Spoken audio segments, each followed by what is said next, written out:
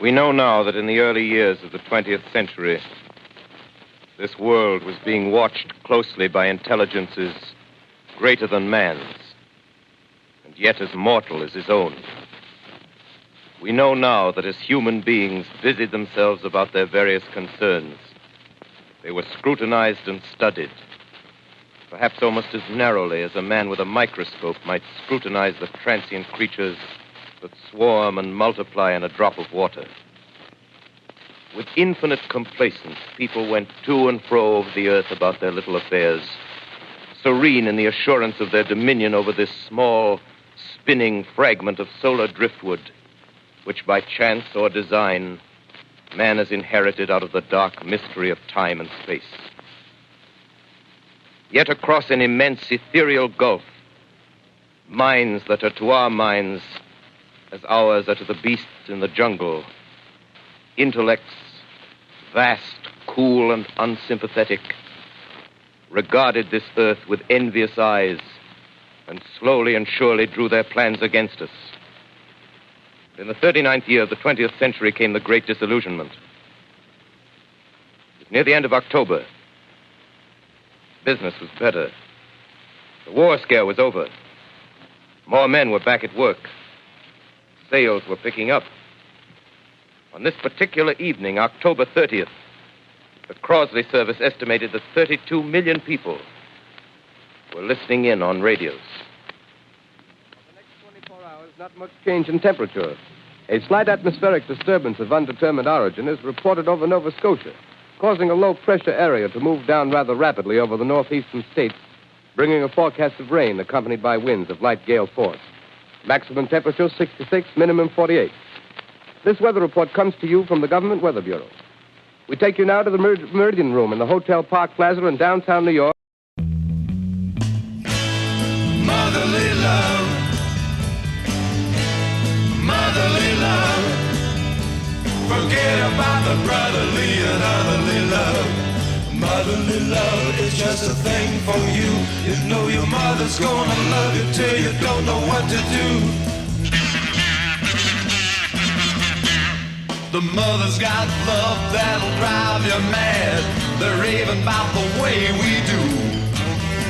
No need to feel lonely, no need to feel sad. If we ever get a hold on you, what you need is motherly love. Come on, get it now. Motherly love. Forget about the brotherly and otherly love. Motherly love is just a thing for you. You know your mother's gonna love you till you don't know what to do. Nature's been good to this here band. Don't ever think we're shy. Send us up some little groupies and we'll take their hands and rock them till they sweat and cry. What you need is motherly love. Get it now. Motherly love. Forget about the brotherly and otherly love. Motherly love is just a thing for you. You know your mother's gonna love you till you don't know what to do. We can love you till you have a heart attack. You best believe that's true. We'll bite your neck and scratch your back till you don't know what to do. What you need is motherly love. Motherly love. Forget about the brotherly and otherly love. Motherly love is just a thing for you. You know your mother's gonna love you till you don't know what to do. You know I got a little motherly love for you, babe. Yeah. You know I got a little motherly love for you, honey. Yeah. You know it doesn't bother me at all that you're only 18 years old, because I got a little motherly love for you, babe.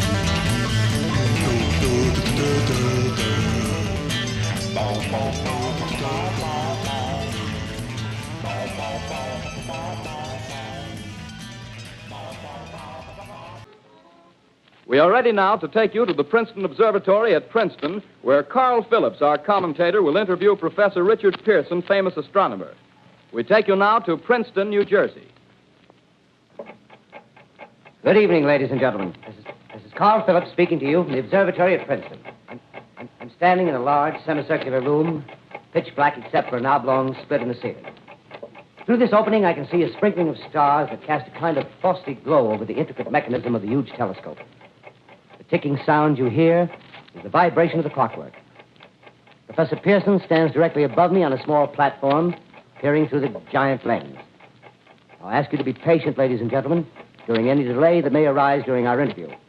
Besides the ceaseless watch of the heavens, Professor Pearson may be interrupted by telephone or other communications. During this period, he is in constant touch with the astronomical centers of the world. Professor, may I begin our questions? Any time, Mr. Phillips. Professor, would you please tell our radio audience exactly what you see as you observe the planet Mars through your telescope? Nothing unusual at the moment, Mr. Phillips. A red disk swimming in a blue sea. Transverse stripes across the disk. Quite distinct now because Mars happens to be at the point nearest the Earth, in opposition, as we call it. In your opinion, what do these transverse stripes signify, Professor Pearson? Not canals, I can assure you, Mr. Phillips. Although that's the popular conjecture of those who imagine Mars to be inhabited. From a scientific viewpoint, the stripes are merely the result of atmospheric conditions peculiar to the planet. Then you're quite convinced, as a scientist, that living intelligence as we know it does not exist on Mars? I should say the chances against it are 1,000 to 1. And yet, how do you account for these gas eruptions occurring on the surface of the planet at regular intervals? Phillips, I cannot account for it. By the way, Professor, for the benefit of our listeners, how far is Mars from the Earth? Approximately 40 million miles. Well, that seems a safe enough distance. Just a moment, ladies and gentlemen. Someone has just handed Professor Pearson a message. While he reads it, let me remind you that we are speaking to you from the observatory in Princeton, New Jersey, where we are interviewing the world-famous astronomer, Professor Pearson. One moment, please. Professor Pearson has passed me a message which he has just received. Professor, may I read the message to the listening audience? Certainly, Mr. Phillips. Ladies and gentlemen, I shall read you a wire addressed to Professor Pearson from Dr. Gray of the Natural History Museum, New York. Quote, 9:15 p.m. Eastern Standard Time. Seismograph registered shock of almost earthquake intensity occurring within a radius of 20 miles of Princeton. Please investigate. Signed, Lloyd Gray, Chief of Astronomical Division. Unquote. Professor Pearson, could this occurrence possibly have something to do with the disturbances observed on the planet Mars? Hardly, Mr. Phillips. This is probably a meteorite of unusual size, and its arrival at this particular time is merely a coincidence. However, we shall conduct a search as soon as daylight permits.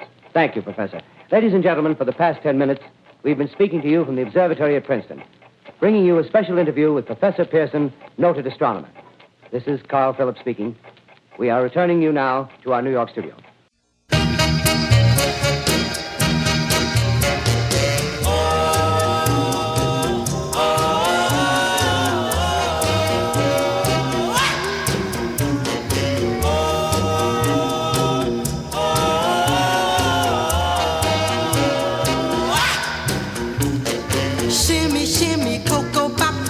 Shimmy, bop, shimmy, shimmy, cocoa bop, shimmy, shimmy, bop. Sitting in a native hut all alone and blue. Sitting in a native hut wondering what to do. Along came a native girl, did a native dance. It was like in paradise, put me in a trance. Going shimmy, shimmy, cocoa bop, shimmy, shimmy, bop. Shimmy, shimmy, cocoa bop, shimmy, shimmy, bop. Joined her in her dancing spree, felt my spine and tingle. Held her tight and close to me, man, I'm glad I'm single. Then she showed me what to do. First I was amazed. Soon I learned a step or two, put me in a daze. Going shimmy, shimmy, cocoa bop, shimmy, shimmy, bop. Shimmy, shimmy, cocoa bop, shimmy, shimmy, bop. Shimmy, shimmy, cocoa bop, shimmy, shimmy, bop. You can do the cocoa bop, have no time to stop. Left forward, right one back, bring them side by side.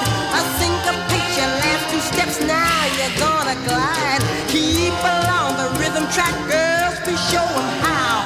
Now you start to arch your back, man, you got it now. Going shimmy, shimmy, cocoa bop, shimmy, shimmy, bop.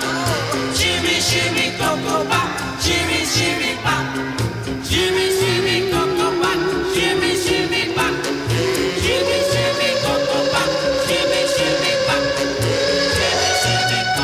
Ladies and gentlemen, here is the latest bulletin from the Intercontinental Radio News.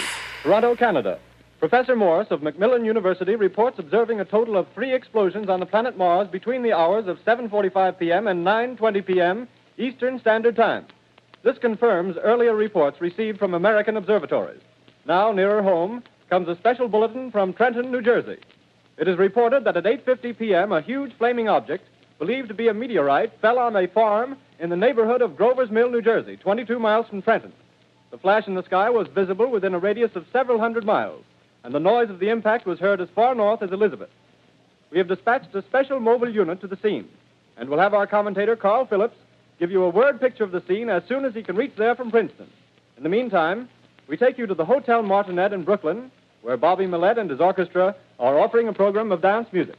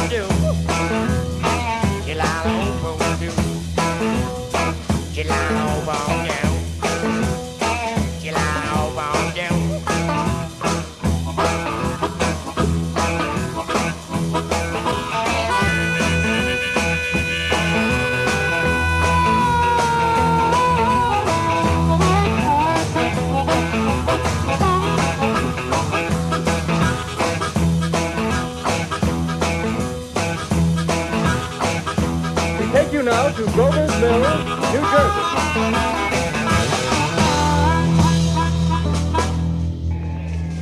Ladies and gentlemen, this is Carl Phillips again, out at the Wilmot Farm, Grover's Mill, New Jersey. Professor Pearson and myself made the 11 miles from Princeton in 10 minutes. Well, I hardly know where to begin. To paint for you a word picture of the strange scene before my eyes, like something out of a modern Arabian Nights. Well, I just got here. I haven't had a chance to look around yet. I guess that's it. Yes, I guess that's the thing directly in front of me. Half buried in a vast pit. Must have struck with terrific force. The ground is covered with splinters of a tree. It must have struck on its way down. But I can see the object itself doesn't look very much like a meteor. At least not the meteors I've seen. It looks more like a huge cylinder. Has a diameter of, what would you say, Professor Pearson? What's that? What would you say, what's the diameter of this? About 30 yards. About 30 yards. The metal on the sheath is, well, I've never seen anything like it. The color is sort of yellowish white. Its curious spectators now are pressing close to the object in spite of the efforts of the police to keep them back. Getting in front of my line of vision. Would you mind standing one side, please? While the policemen are pushing the crowd back. Here's Mr. Wilmot, owner of the farm here. He may have some interesting facts to add. Mr. Wilmot, would you please tell the radio audience as much as you remember of this rather unusual visitor that dropped in your backyard? A step closer, please. Ladies and gentlemen, this is Mr. Wilmot. Well, I was listening to the radio. Closer and louder, please. Pardon me? Louder, please, closer. Yes. I was listening to the radio and kind of drowsing. That professor fellow was talking about Mars, so I was half dozing and half... Yes, Mr. Wilmot, and then what happened? Well, as I was saying, I was listening to the radio, kind of halfway. Yes, Mr. Wilmot, and then you saw something. Well, not first off. I heard something. And what did you hear? A hissing sound like this. Kind of like a 4th of July rocket. Yes, then what? I turned my head out the window and would have sworn I was asleep and dreaming. Yes? I seen a kind of greenish streak and then zingo. Something smacked the ground, knocked me clear out of my chair. Well, were you frightened, Mr. Wilmot? Well, I ain't quite sure.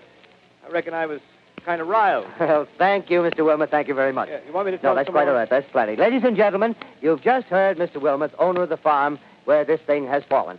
I wish I could convey the atmosphere, the background of this fantastic scene. Hundreds of cars are parked in a field in back of us, and the police are trying to rope off the roadway leading into the farm, but it's no use. They're breaking right through. The car's headlights throw an enormous spotlight on the pit where the object's half buried. Now, some of the more daring souls now are venturing near the edge. Their silhouettes stand out against the metal sheen. One man wants to touch the thing. He's having an argument with the policeman. Now, the policeman wins. Now, ladies and gentlemen, there's something I haven't mentioned in all this excitement, but it's becoming more distinct. Perhaps you've caught it already on your radio. Listen, please. Do you hear it? It's a curious humming sound that seems to come from inside the object. I'll move the microphone nearer. Here. Now, we're not more than 25 feet away. Can you hear it now? Professor Pearson. Yes, Mr. Gross. Can you tell us the meaning of that scraping noise inside the thing? Possibly the unequal cooling of its surface. I say, do you still think it's a meteor, Professor? I don't know what to think. The metal casing is definitely extraterrestrial. Not found on this Earth. Friction with the Earth's atmosphere usually tears holes in a meteorite. This thing is smooth, and you can see its cylindrical Just a minute. shape. Something's happening. Ladies and gentlemen, this is terrific. This end of the thing is beginning to flake off. The top is beginning to rotate like a screw, and the thing must be hollow. He's moving. Keep back there. Keep those men back. Keep those idiots back.